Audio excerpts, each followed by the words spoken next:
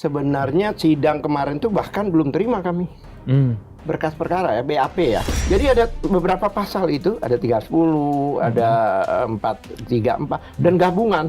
Ada KUHP lama, ada KUHP baru. Ini sebenarnya kalau mau baru lama-lama kan begitu kan. Ada konon kabarnya Pak Jokowi tidak hadir.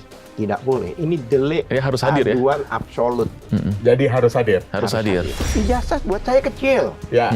Apa yang Tapi utama, Bang? dokumen-dokumen di 709 itu. Oke. Itu yang kami akan tanyakan satu persatu. Ini apa? Konon kabarnya respon ini, konon kabarnya ya, Ya. juga ada ancaman. Oke. Ancaman terhadap istrinya. Karena pada waktu dia beasiswa itu kan nggak jadi, nggak selesai. Ya. Konsekuensinya harus kembalikan beasiswa. Ya. Ya kan? Iya. Konon kabarnya karena istrinya bikin surat kematian. Jadi laporan yang dibuat oleh Jokowi itu satu laporan dengan satu nomor laporan. Kalau itu dicabut laporan itu, semuanya harus tercabut dong. Dan hakim sempat menanyakan. Ya, hakim sempat menanyakan. Iya. Bagaimana apa mau restoratif justice damai? Dengan tegas dikatakan oleh Dr. Tiva, saya tidak mau restoratif justice. Tidak.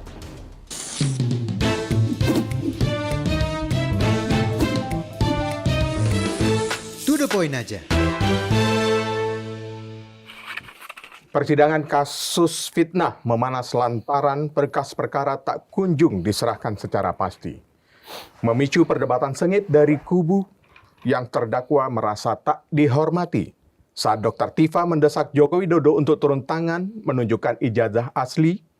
Mampukah kebenaran sejati terungkap? Atau justru marwah keadilan yang kini diuji? Kita langsung saja mengulasnya bersama kuasa hukum Dr. Tiva, Ya. Abdullah Al-Katiri. Betul. Bang Abdullah, terima kasih telah hadir di To The Point aja. Oke, sama-sama. Datang, Bang. Bang, kenapa kemarin pada saat sidang perdana mendesak sekali perkara berkas yang diberikan oleh penuntut umum berbeda yang kubu Abang terima dengan majelis hakim? Sebenarnya sidang kemarin tuh bahkan belum terima kami. Berkas perkara ya, BAP ya. Ya. Kami hanya terima dakwaan, ya kan. Yang katanya juga kami udah terima, ternyata belum. Akhirnya diberikan dakwaan dari salah satu JPU itu kan. Iya. Dakwaan. Bukan biasanya, ketentuannya memang, itu kalau sudah masuk ke pengadilan, jadi tiga pihak itu harus mendapatkan berkas yang sama. Oke. Dari hakim, JPU maupun advokat, ya kan, PH, itu harus sama. Sehingga kita membuka fakta yang sama untuk mencari kebenaran material. Jadi dia buka itu, kita buka ini dan sebagainya. Itu begitu. Bahkan ketentuan ya, khususnya di KUHP lama ya, yang kami tahu, itu di 143 ayat 4, yang dimaksud pelimpahan itu termasuk berita acara pemeriksaan saksi-saksi. Iya. Itu kami tidak diberikan. Nah, Yang hanya diberikan oleh penuntut umum? ya itu pun dakwaan itu pun dikatakan kami sudah terima gitu loh. Padahal belum, Bang. Kami Tiva ya, belum. Karena saya koordinator, saya tidak pernah menerima dakwaan itu. Saya sebagai koordinator kan di Dr. Tiva. Saya belum pernah. Saya bilang kami belum pernah. Gitu. Hanya katanya sudah orang lain gini-gini. Hanya pada kesimpulan terakhir ya kami diberi dakwaan itu.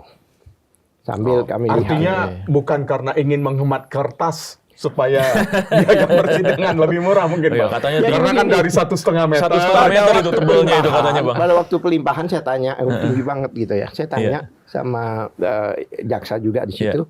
Itu ya 1,5 meter lah kira-kira. Berapa itu? Dia sendiri yang bilang 1,5 meter ya. Gitu. Bahkan pada waktu kita mau lihat halaman pertama, itu ditidurkan oleh 2 orang. Oh, Digendong.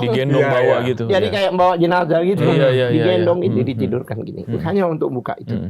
Kan tidak kuat ya. Nah itu. Karena saya menyaksikan itu, ya kan. Sehari sebelum sidang, ada salah satu rekan kami datang ke sana untuk meminta itu. Iya. Meminta berkas itu. Ternyata berkas itu katanya rekan kami, telepon saya, kami cuma dikasih sepertiganya dari situ. Yang saya katakan itu. Saya bilang, jangan diterima. Kenapa tidak diberikan semua? Waktu itu kan kami katanya, ya harus koordinasi. Saya tidak tahu koordinasi dengan siapa. Tapi ya saya paham, itu kan mereka itu 3 bukan 3 institusi, 3 level yang pegang perkara ini. Gabungan lah antara Kejaksaan Agung, kemudian Kejaksaan Tinggi dan Kejaksaan Jakarta Selatan. Iya. Iya, Jakarta Selatan di situ. Nah, sampai hari H sidang kami belum terima. Begitu Tifa ditanya kan sama hakim, memang mekanisme sekarang ini harus ditanya, apalagi peristiwa-peristiwa laporan-laporan yang sifatnya ringan ya, contohnya delik aduan absolut dan sebagainya. Itu memang anjuran dari Undang-Undang Amandemennya harus didamaikan memang. Oke. Yang apa dikatakan restorasi justice itu. Iya.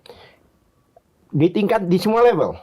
Baik itu di kepolisian, di kejaksaan maupun di persidangan. Dan hakim sempat menanyakan itu. Ya, hakim sempat menanyakan. Iya.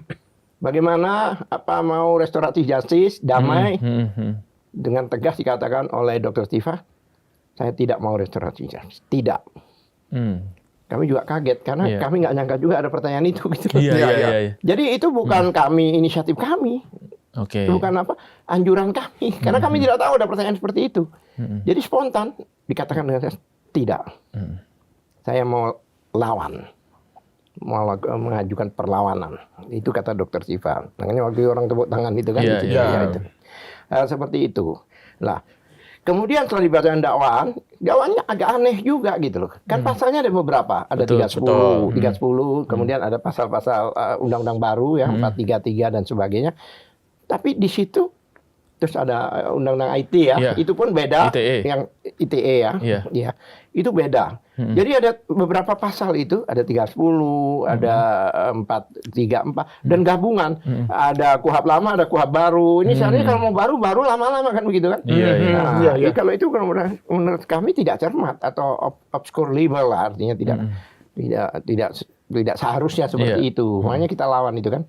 Itu kemudian yang menarik, ini pidana KUHP, ini ITE. Iya. Tapi konsiderannya sama semua.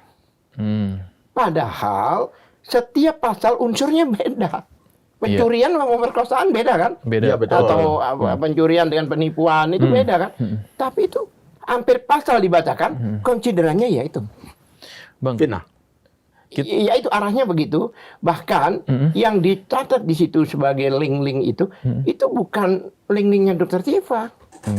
Link-linknya orang pihak ketiga gitu loh. Bahkan per dialog-dialog kita di TV itu pun itu dimasukkan. Jadi seolah-olah di situlah terjadi satu fitnah atau kalau ujaran kebencian udah nggak ada lagi.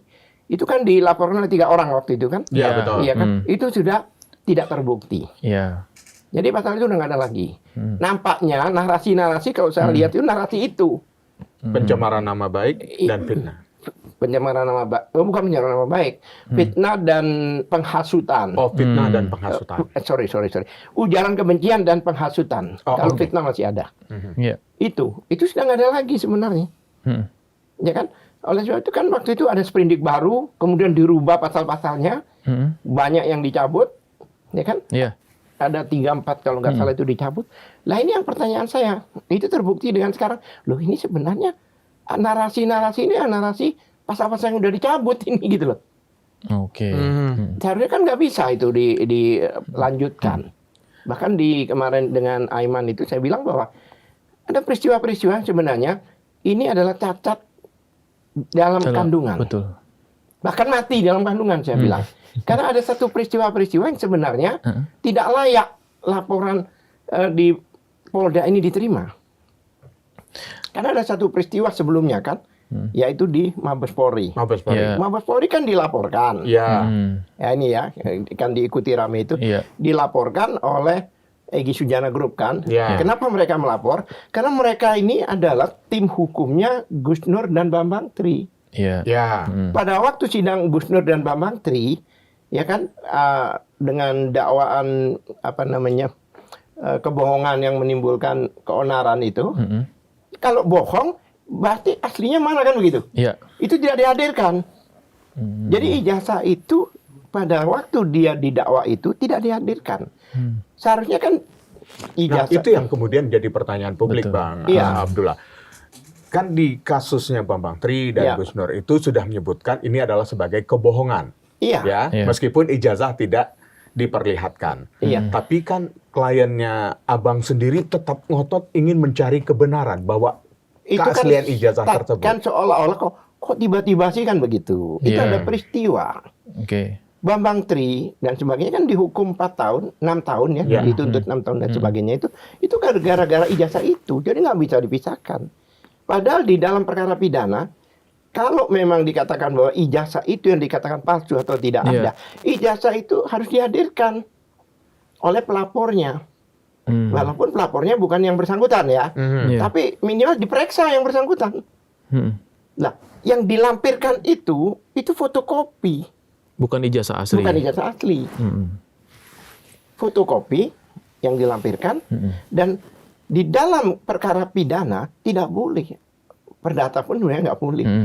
Memang ada kadang di leges ya, tapi begitu diperiksa oleh hakim, aslinya harus dibawa.